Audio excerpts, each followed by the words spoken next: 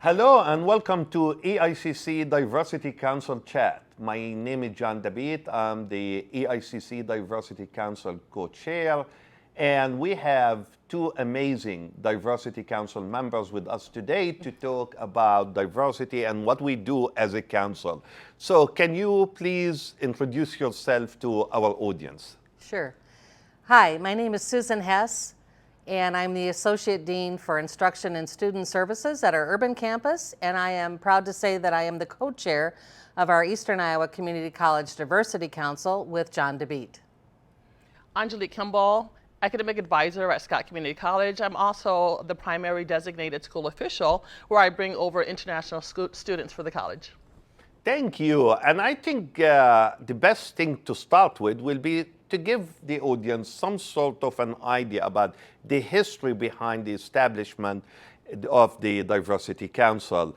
And Susan, you were part of that, so please correct me if I say anything not accurate. But I remember, based on my memory, going back to 2013, when I received and you received a phone call from our chancellor, Dr. Doucette, asking us to go and meet with him at the district office. And we went and we spent really a good time talking about the idea of establishing a diversity council. And I remember throughout the discussion, we were talking about perhaps maybe establishing a standalone course that our students, everybody will be taking as they are going through Eastern Iowa Community Colleges. And the discussion took, I would say, a detour, if I may use that term. And we started to discuss more, can we limit diversity into only one class? Or shall we talk about diversity almost in every class that our students takes? And that's how the idea started. And Susan, please share with us also your opinion on that meeting and moving forward. Well, I would say the initial meeting was very exciting, really, to be invited to participate in the resurfacing and the repurposing of the council and diversity as a really priority for Eastern Iowa. It has come and gone many times over the years that I've been with Eastern Iowa, but this is, I would say, probably the most solid effort with extreme support from our senior leadership and our area leadership to really infuse diversity, inclusion, and equity across Eastern Iowa. Yeah, and I assume if we look back at the starting point and where we are right now, I think all of us should be very proud of what the council and what the college and the support, as you mentioned, Susan, from our senior leadership towards diversity, equity, inclusions. Angelique, what does it mean to you to be working at an institution that promotes diversity, equity, and inclusion? It is fascinating to see where we've come and where we're going and what work we can still do. The main thing is that we are working to help students feel like they belong. And I see that, especially when we talk about inclusion and equity. And there's a lot of students like the first gen socioeconomic where they never felt like they belonged before. And here at Eastern Iowa Community Colleges, we're working to make sure that they all feel like they belong in the classrooms, outside the classrooms, and in events even. Yeah, and you know, I keep hearing this from different people that diversity helps people, and in particular our students, to become more prepared as a citizen of our community.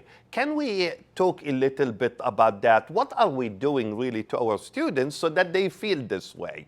That they become, for example, a positive member of our community. They become part of that community where they volunteer some of their hours to improve something in our community, to add something in you. So what do you think about that? I mean, do we see that? Can we perhaps, if which will be, I think it's a good idea, if we have a story, without mentioning names, of a student that you know that really went through EICC, and now they are doing a superb job in the community. It makes me think of a TRIO student.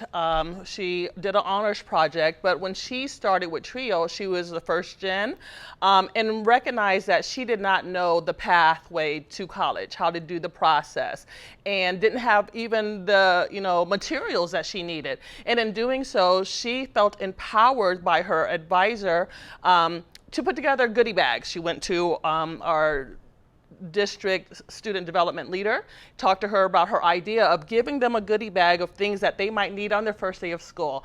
And that was amazing, because here someone who was very timid and didn't know about school went on to help other students because of her act. I thought that's amazing. That's a great example, and that's, I think, all of us are here to equip our students with those tools to make them more successful when they go and become part of the community. I know they are part of the community while they are students too, but I mean after graduation and when they start working at XYZ or starting their own family and so on. Susan, I know when we talk about diversity, we talk about diversity of perspective. Can you explain to our audience, what do we mean by that? I mean, is it just like, are we talking about, let's say, racial diversity? Are we talking about disability? What are we talking about when we talk about diversity of perspective? I think diversity of perspective kind of touches on almost every aspect of diversity that we attempt to focus on. And I would say that diversity of perspective can come from your upbringing. It can bring about positive experiences, and it can also bring about challenging experiences. And together, those form the entire person. What we really strive to do at Eastern Iowa is to make sure that from faculty to staff to especially students, that everyone can perhaps connect with someone else that might have a similar point of view, at the same time being exposed to diverse points of view, different from their own, to perhaps consider, analyze, and look for the similarities in those perspectives. Yes, and you know what, I cannot help it but to say that, if we as a human being just close our eyes for a second and just imagine, what if I am an African American? What if I'm Hispanic? What if I'm Muslim? What if I am from the Middle East? What if I have some sort of disability?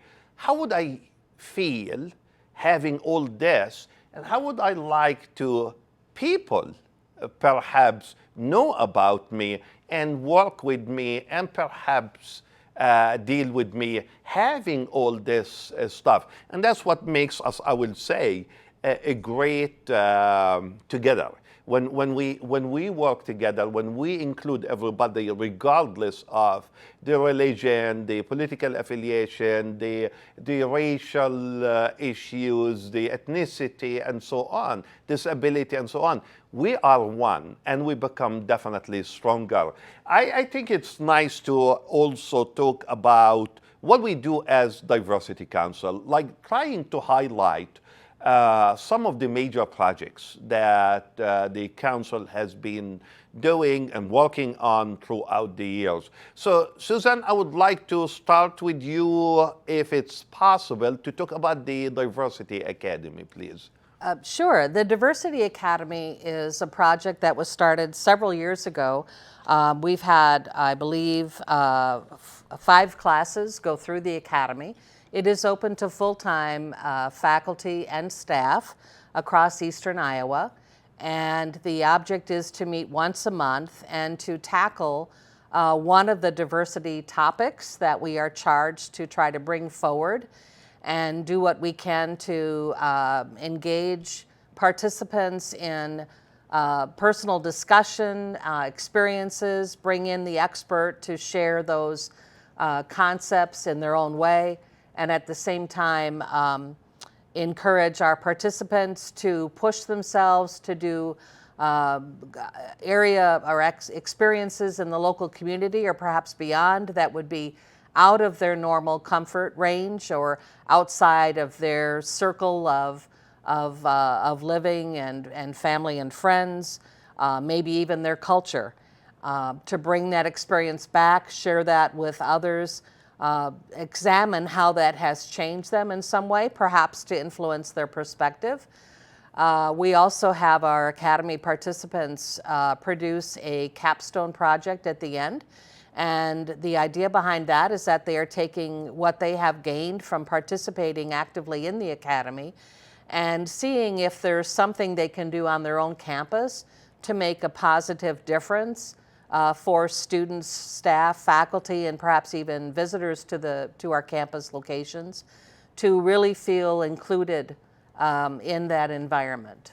And I'm not trying to put you on the spot, Susan, here. You know, it's an informal talk here.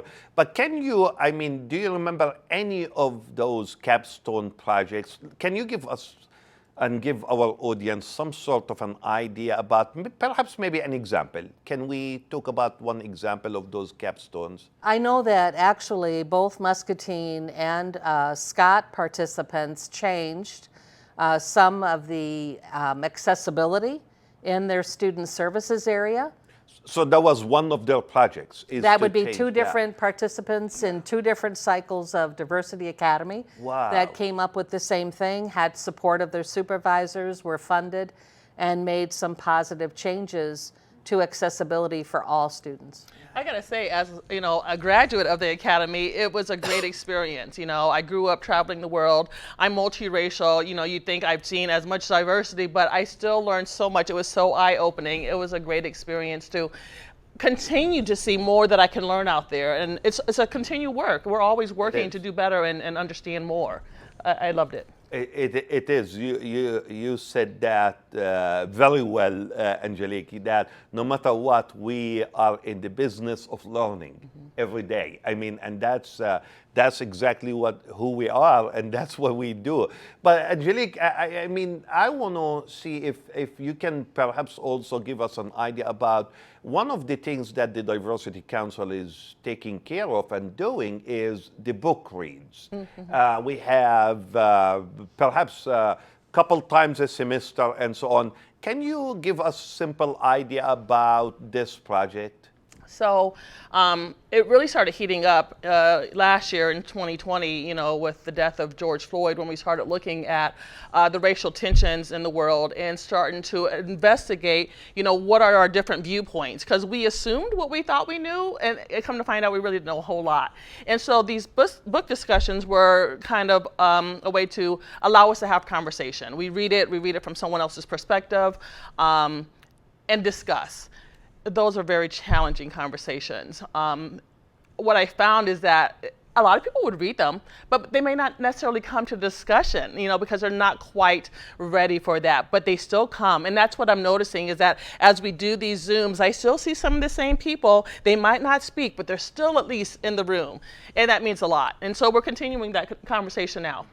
That's good. What's the next book? Any idea what will be the next book? The next book is the, truly, it's a long title, The True Autobiography of a Part-Time Indian. Oh, And wow. it is about a Native American. It is his autobiography of his experience growing up on a reservation. Wow. And that's still relevant too. It is very relevant. So a lot of things are going on around the district to celebrate diversity, and that is very important. Back to Voices of Diversity. Let's talk a little bit about that project too. So this was the brainchild of a council member, and she brought it forward to Diversity Academy, and she was inspired by something she saw at one of our campus locations and said, I wonder if we could modify that to present Voices of Diversity. We will feature staff and faculty of each campus at that campus location in a prominent location. And there will be a QR code, a lovely photo, and perhaps a statement about what diversity means to them or what diversity issue they have dealt with personally and how they have overcome it. And the idea is that we will try to really reach out to that student who's very shy or timid and not really engaging with lots and lots of people to actually see a photograph of someone that they might have seen in the hallway that has a similar story to their own. Again, this concept of trying to be including of everyone. The other idea behind this is it also will engage visitors to our buildings and campus locations and perhaps inspire conversation and discussion with them as well. We are anxiously awaiting our assistance with our marketing department to get this up and displayed. And we hope to have feature walls at each of our main campus locations and a few of the other campus locations that are a bit aside, but also have a great student body. And this is really a true example of how we as a district will be celebrating diversity. And that is really a great thing. I know we have also one of the projects is the diversity education opportunities. And again, it's a discussion, so please feel free to share whatever information you have about those opportunities so that our staff, faculty members, and everybody will be aware of what we have and what we can offer to everybody. So Diversity Council actually has a page on our website at this point in time. And if you go to that website, you will actually see several training opportunities that are still listed there. One of them being the 21-day challenge that was brought to us and all of the community by the United Way of the Quad Cities. And it is a very, it's a 21-day challenge to consider aspects of diversity, how you deal with it and how you might deal differently with it to make sure, again, that everyone is valued. Yeah, I like that because we don't always know what we don't know, right? And so that gives you articles, videos that you can go watch all right in one little place, couple minutes, 5-10 minutes a day. And it's a continuous process, again, you know, so that every day or whatever you decide to log in, you can get another little snippet, you know, to kind of pique your interest and maybe go explore and always be curious. And I would like to say that also to our audience that thank you, Angelique, for keeping that page on the website up to date. I mean, feeding that page with all this information and so on. So thank you for taking care of that, which I believe it's a very important piece of what we do, because it doesn't matter what you do if you are not reaching out with information to everybody. No one will know about it. So thank you for taking care of this. Can we talk briefly also about the diversity course, which is basically right now going to be offered for anybody as a 3-credit graduate course that if some instructors or some faculty members are in need for whatever purpose, it could be certification or licensing or something. Can we talk about that course too, please? I can tell you that we were invited as the council to actually meet with the designated instructor for that upcoming course, and she immediately asked for input as to what kinds of projects and activities the council has sponsored across the district, so that she is complementing what faculty may have already participated in, and also touching on the keenest aspects of diversity, how that plays out in the classroom and how faculty might be more prepared to deal with the differences in their classroom. Yeah, and my understanding, I think the new course is on the books and people can take that course, my understanding, the spring semester. I mean, this coming semester. You know, if you really think about all the informations that we cover so far, it has something to do with faculty, staff, administration. Now, what do we have for students? And obviously, to answer this quickly, will be the diversity-rich courses.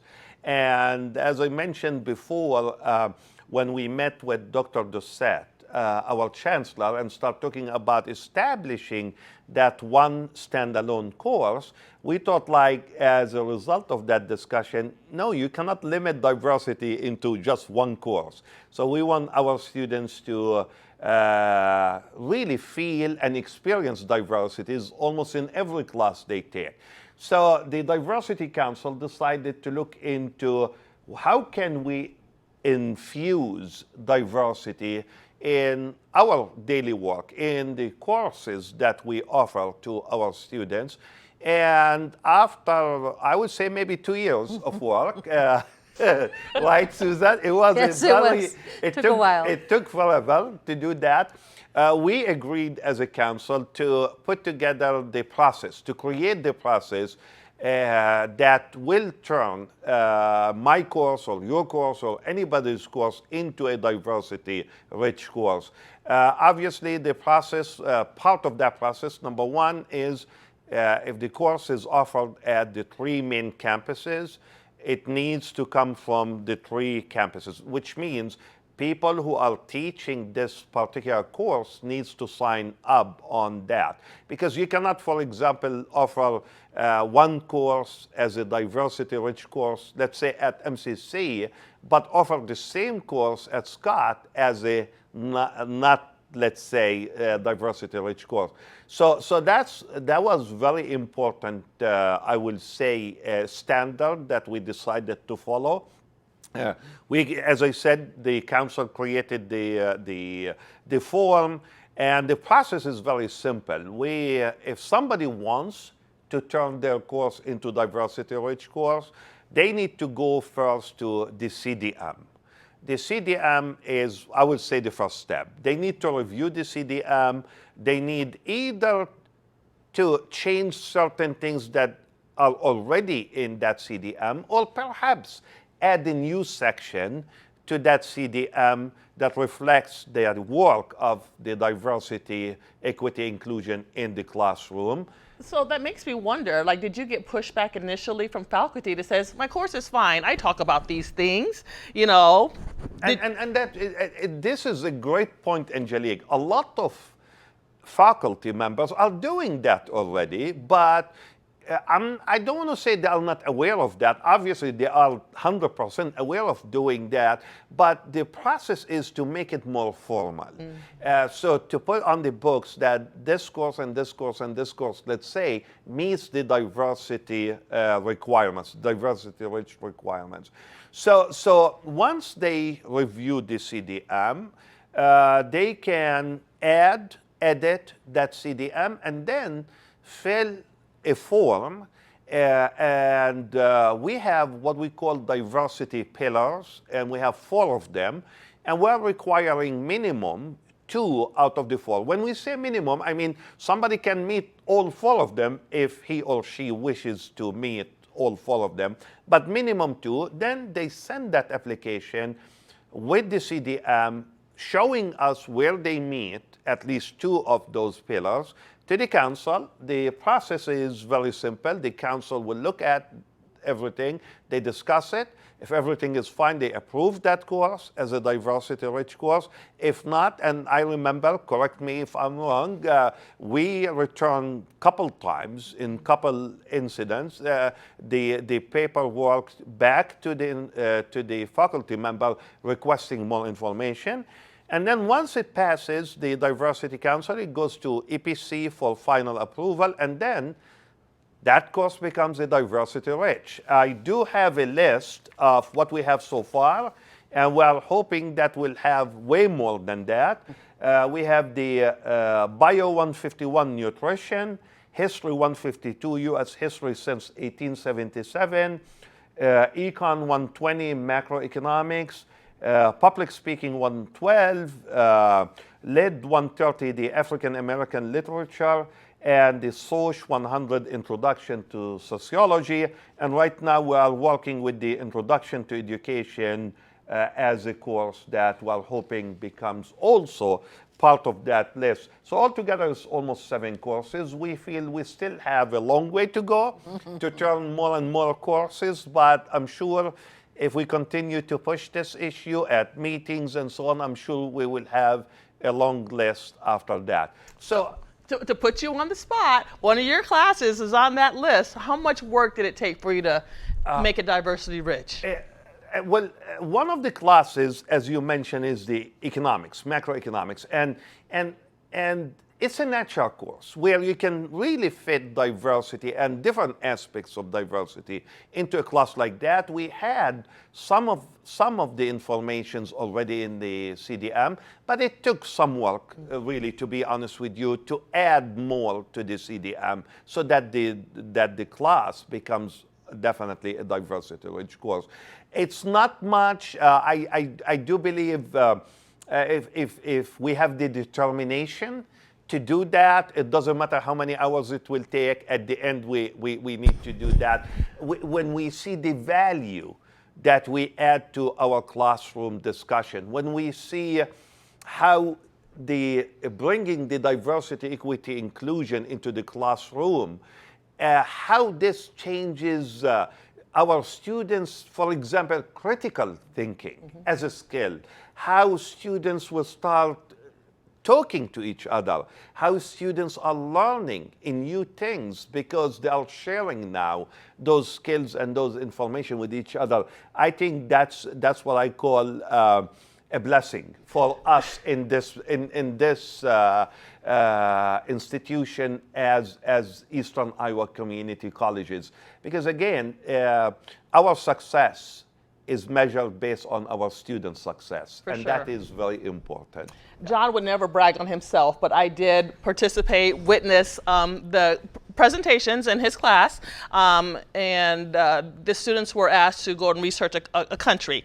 And it was just very fascinating how excited they were. They were excited to share their knowledge. Some of them picked it for a reason, like they were going to travel to that country, so they wanted to. Some of them were exploring some of their history, their ancestral history that they didn't know a whole lot about. So they wanted to share that with friends and learn for themselves. And then some of them were just, I don't know, I just want to know more about this country. And they did.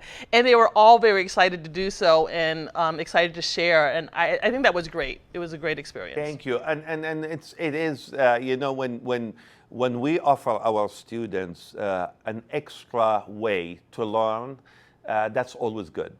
As we said in the beginning, there's no time for learning. We continue to learn every day from each other. So what's next for Diversity Council? And before, really, for the first time ever, the Diversity Council was seeking for some feedback when it comes to the strategic planning district-wide. So can we just perhaps maybe talk briefly about that? Why it's important to see diversity, equity, inclusion as part of our strategic planning here as a district. What do you think about that and the process and all that stuff? I think that becomes a known statement, not just within Eastern Iowa, but in our community and in the community of all colleges and higher ed institutions. We actually really are very modest and humble, I think, which is a good thing to be, but also having participated in many Zooms during the pandemic with major universities, we are very far ahead in terms of the progress that we have made already and the progress that we really are pursuing to continue to make a difference. And so I think there's really no limit. I think acknowledging the work and efforts that our faculty have already made to include issues of diversity and now to make that transparent by having that course designated as diversity rich and making sure the students are also aware of that and the skills that they gain from that they can use to market themselves, in the world are valuable. Definitely. And I think if I remember right, Susan, I think Angelique, you did some work looking into different colleges, different universities, at least in our area, or perhaps maybe outside our area, and comparing where they stand on issues like that versus where we are at as a district. Can you share some of this information or some of those findings with everybody, please? Yeah, so when we looked in trying to decide how we were going to set up our application and the pillars and what we were looking for, other schools were starting to do that, but not to the extent that we do. We are infusing that into all of our courses, or trying to at least, and some of them were only having that one course that you could only take with them and not really even looking at the transferability of it, you know. And so they were only specifically looking at their culture, which can kind of be a hindrance because it's not kind of looking at the worldview like we're supposed to, you would think, with diversity. And so I think the fact that we're talking about it district-wide, faculty-wide, everybody knows about this thing, and then now all of our students will as well. So I think we're a little bit more advanced in that we're carrying it forward to everyone, not just one course for freshmen per se. Yes. Yes, I do agree with you. And I think as we are approaching the end of this here, what would you like to see the Diversity Council doing more than what they are doing right now, involvement-wise, activity-wise, you know, things that at the end benefit all of us as a community? Well, I know there's been some talk about a diversity day and having one on every single campus, and I really like that activity because then students are aware of it outside of a school setting. You know, so sometimes you get out of class and you turn your brain off and all those subjects go away, but if you're always seeing it, it's always on your mind, you're always involved in it. I like that idea where they can see how else you can, you know, celebrate diversity, and that's really what we're trying to do here, is celebrate it. You know, I think when it started, we were just looking at it so that we would know how to deal with people kind of a way. But these differences are, you know, they spark creativity, you know, and a brand new idea. So they should really be celebrated. And I like that in Diversity Day. And I like, yeah, I agree with you 100% because, yeah, you know, it's important to make diversity, I would say, visible. Mm-hmm. Everybody, doesn't matter where we look, we're going to see it. Whether because a faculty member in his or her office have a poster or a flag or something that has a diversity significance, or whether through activities, as you said, the Diversity Day, or perhaps also, and I know I spoke to you, Angelique, about those banners, I would say, at Scott campus, and perhaps maybe have banners similar to that at Clinton and Muscatine too, so that, as you said, as students walking from building to building or class to class, they are seeing that.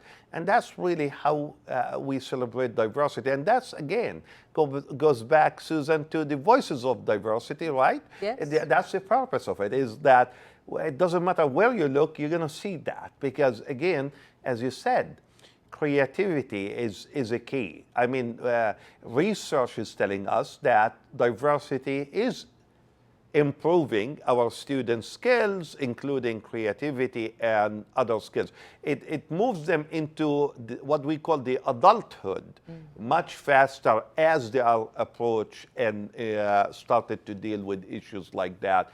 So thank you for that. Susan, anything else you would like to add? So where would you like to see the Diversity Council going in the future?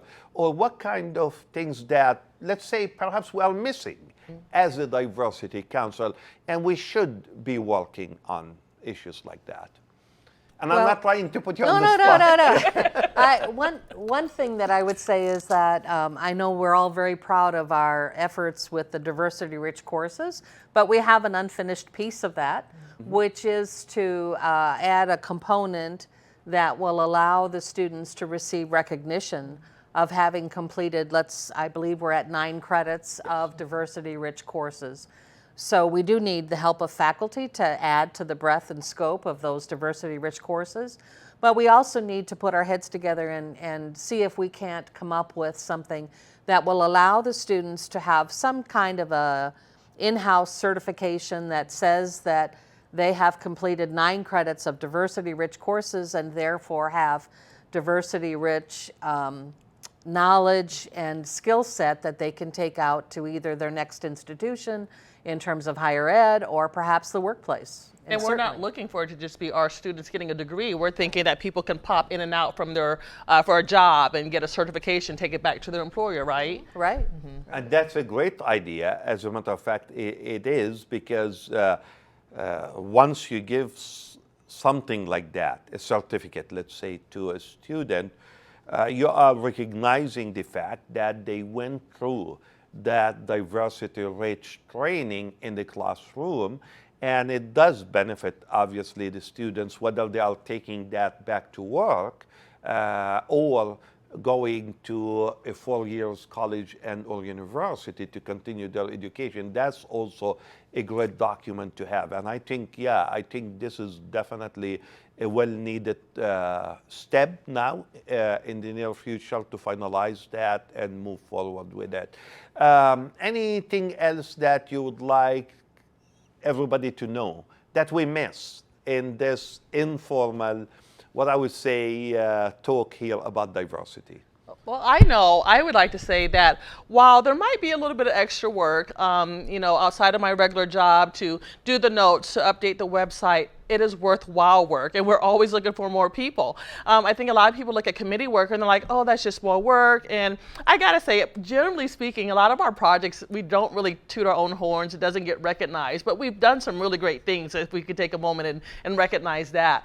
But having more live bodies on the committee would be great, because then it's more blood, more ideas and stuff like that.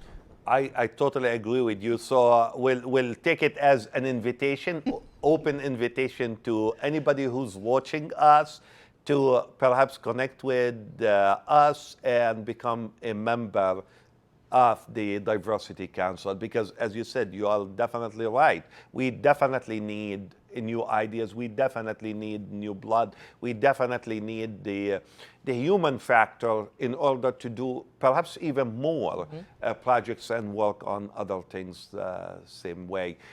Susan, anybody else? If not, I think, Susan, you have something to say, I assume. No, I totally agree. If you have an interest, if you're passionate about diversity, as all of us that are part of the council are, please consider joining us. Certainly support our efforts. We invite a lot of you to attend training events, special events to engage activity and interest.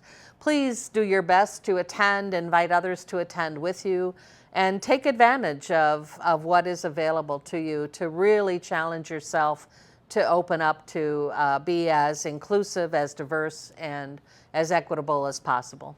And what I would like to add to what both of you just said is, if you have any idea and you would like to share that with us, please connect with us, because again, ideas from all of you will be very valuable, and we will work together to improve the environment at Eastern Iowa Community College, so that all of us definitely will be proud of the place that we belong to and we work at.